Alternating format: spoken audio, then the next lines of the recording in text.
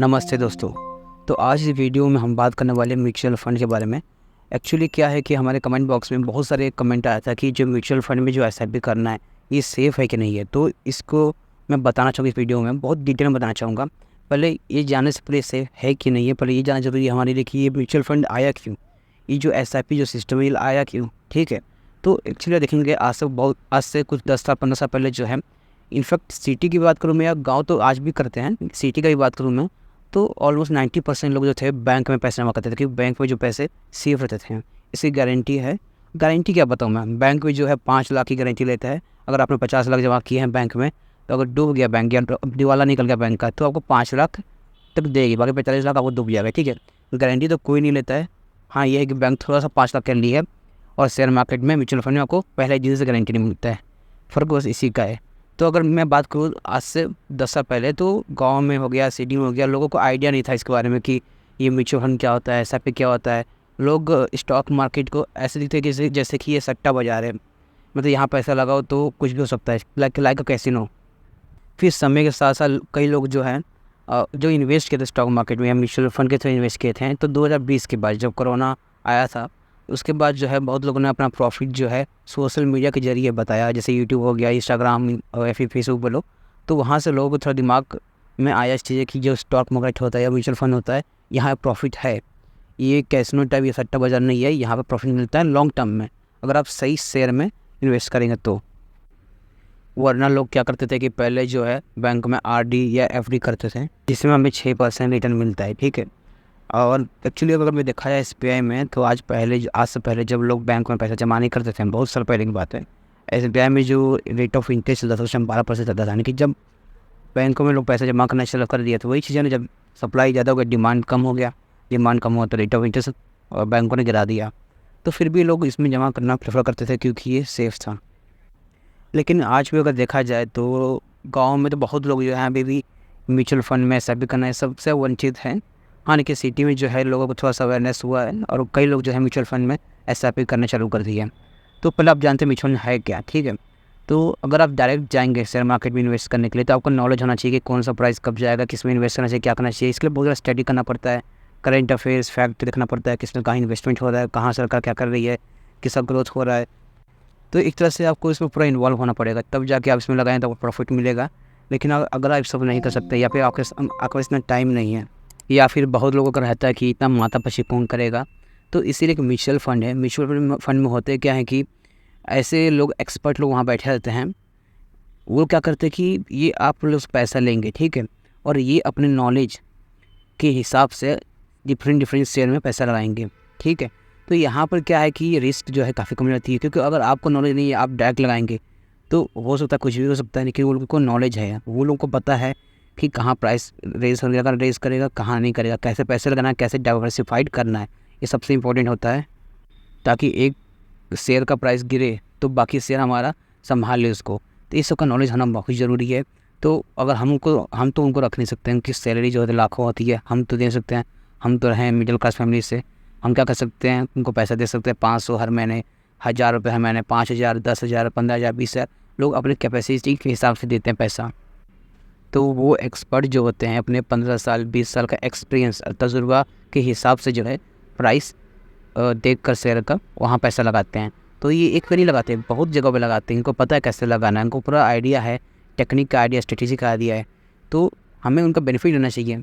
तो mutual fund क्या करती है, कुछ चार्जेस लेती है हमसे, मेरे ख्याल से बहुत कम होता है चार्जेस, 0 पॉइंट समथिंग होता है %। तो वो हमें चार्जेस पे करना आता है, उसी चार्जेस से उनको क्या होता है, सैलरी मिलता है एक्सपर्ट लोगों को।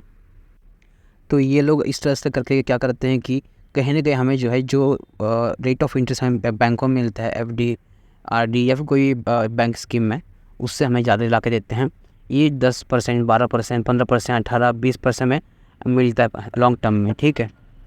अब क्योंकि हमारा पैसा जो है एक्सपर्ट लोग लगा रहे हैं, और साथ ही साथ हम लॉन्ग टर्म लगा रहे हैं, तो रिस्क जो है काफ़ी कम हो जाता है, कम के मतलब काफ़ी ज़्यादा कम हो जाता है ऑलमोस्ट। तो यहाँ पर बोलूँगा कि म्यूचुअल फंड सेफ़ है, ठीक है, डरने वाली बात नहीं है। हाँ, लेकिन जब ऐसे देखो म्यूचुअल फंड में ऐसा होता है कि एक साल में आपका प्राइस जो है -20% चले जाएगा। पूरा पैसा होगा जो आपने 1 लाख लगाया होगा, तो आपको सीधा 80,000 लॉस में। नहीं, वहीं अगले साल 50% चले जाएगा, +50%। फिर नेक्स्ट ईयर जाएगा 10%, फिर थर्ड ईयर जाएगा तुम्हारा -15%, फिर फोर्थ ईयर चले जाएगा हमारा +100%। तो ऐसे करके on an average long term में जो है 10 साल, 15 साल, 20 साल, 25 साल, 30 साल तक वो रखते हैं, तो वहाँ पे आपको ऑन एन एवरेज 15% तक मैं बोलूँगा मिल ही जाता है, ठीक है। और ये काफ़ी अच्छा है। तो देखो, मैं ऐसे बहुत लोगों को जानता हूँ, मेरे पहचाने बहुत लोग हैं जो पिछले 10 साल से स्टॉक मार्केट में हैं और वो डायरेक्ट पैसा लगा रहे स्टॉक मार्केट में, तो ज़्यादा रिटर्न खास बना नहीं पाए लोगों ने। 8%, 9%, 10% इतना ही रिटर्न मैं उनको देखता हूँ।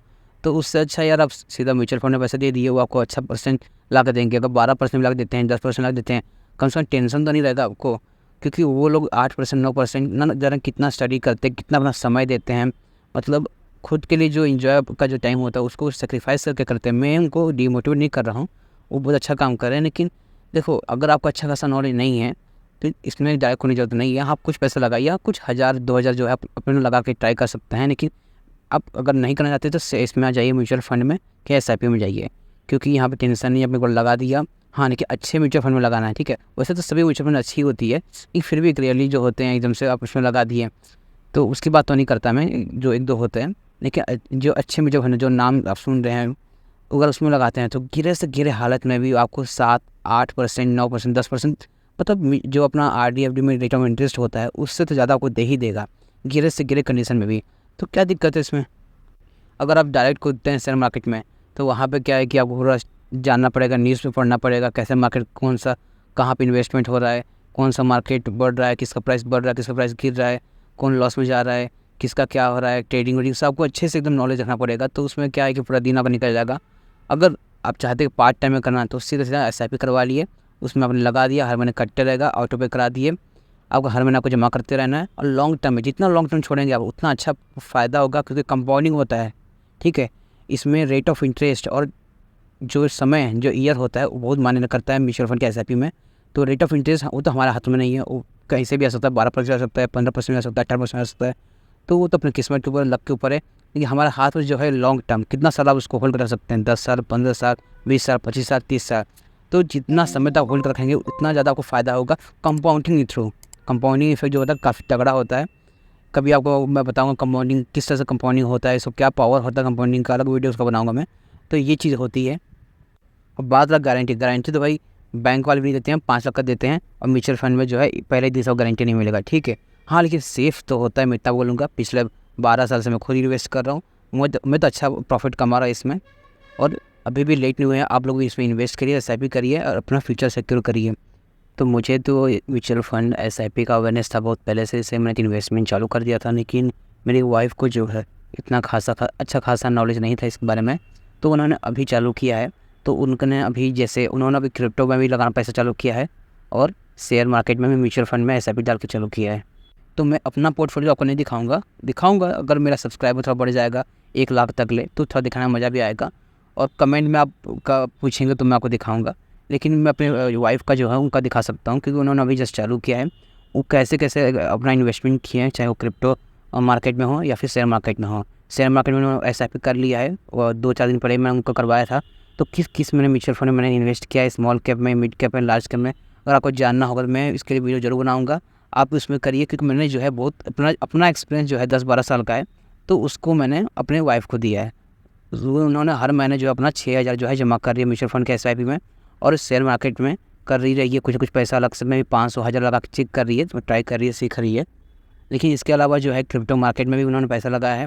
तो वहाँ पे कैसे वो अपना अर्न करिए, प्रॉफिट करिए, वो मैं हर एक चीज़ आपको मैं दिखाऊंगा। क्योंकि बहुत लोग जो हमारे यंगस्टर हैं उनको अभी अवेयरनेस हुआ है और अभी अपना इन्वेस्टमेंट चालू करना चाहते हैं, तो उनको एक एग्ज़ाम्पल या फिर बोल सकता हूँ कि एक बेंचमार्क मिलेगा कि किस म्यूचुअल फंड में SIP खोलें, किस कॉइन पे हम क्रिप्टो मार्केट में पैसा लगाएं। वो वहाँ से देख के अपने में लगा के हमारे साथ जो है धीरे धीरे वो भी प्रॉफिट बना सकते हैं। तो मैं ऐसा वीडियो ज़रूर रख लाऊंगा आपके लिए। और मैं अंत में यही कहना चाहूँगा, म्यूचुअल फंड में SIP करना बिल्कुल सेफ़ है। तो आपकी जितनी भी सैलरी है, चाहे वो 10,000 हो, 15,000 हो, 20,000 हो, 25 हो, 30 हो, 40 हो, 50 हो, तो आप अपनी कैपेसिटी के हिसाब से जो है SIP करिए। आप चाहे तो 1000 रुपये से SIP कर सकते हैं, 2000 से कर सकते हैं, 5000 कर सकते हैं, 6000, 10,000 कर सकते हैं। मेरी वाइफ तो 6000 से कर रही है, क्योंकि उसकी जो सैलरी है उस हिसाब से अपना SIP कर रही है। आप अपने सैलरी के हिसाब से एसआईपी करिए। मैं आपको बस हिंट दूंगा कि मैंने किस पे अपने वाइफ का जो है कौन से म्यूचुअल फंड में एसआईपी खोला था, क्योंकि देखो डाइवर्सिफाइड होना बहुत ज़रूरी है। मैंने ये चीज़ जो है अपने टाइम में तो नोटिस नहीं किया था, क्योंकि उस टाइम मुझे इतना नॉलेज नहीं था, बट धीरे धीरे 10 साल जैसे हुआ, 12 साल हुआ, तो मुझे अच्छा खासा नॉलेज हो गया। ये जो बेनिफिट है मेरी वाइफ को अच्छा डेफिनेटली मिलेगा, ये हमेशा मुझे सजेस्ट लेती है।